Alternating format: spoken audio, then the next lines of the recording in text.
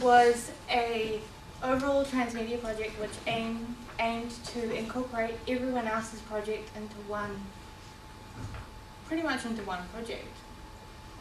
Now, why we chose to create the project the way we did was not only because Nina asked us to, but we thought, because our original idea was we did actually want to tell the story of a journalist and a newspaper. So the way of our original story and then having the opportunity for the stories within our stories to be your stories, we thought was the best way of making our project the best.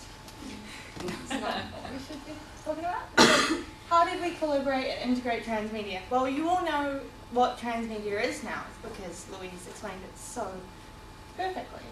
Now, we collaborated transmedia because not only do we have the newspaper, which you guys are showing as we pass it around, we also have a blog and a diary for Thomas, our journalist, how he explains the story of his journey from when he develops the idea to the actual publication of the diary and all in between.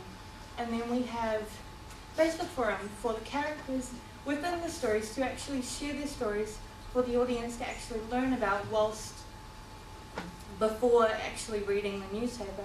We also have a Twitter, which basically does the same thing. And then we have videos, which in the way of Thomas the character, he uses those as a form of advertisement for his actual newspaper. But you'll see all that later on in the presentation.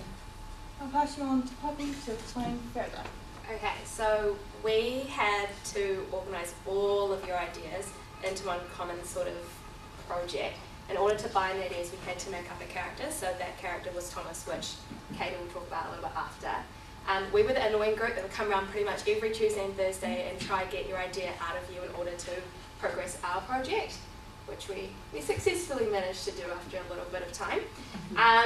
So as a group, we communicated like highly through Facebook. We had a Facebook page which is just full of us communicating like daily of what we're doing, what we're up to.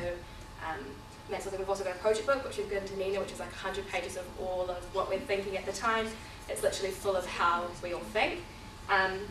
Yes, that pretty much kept us up to date, kept us on track. We had a progress plan which we kept to, which is also in the book.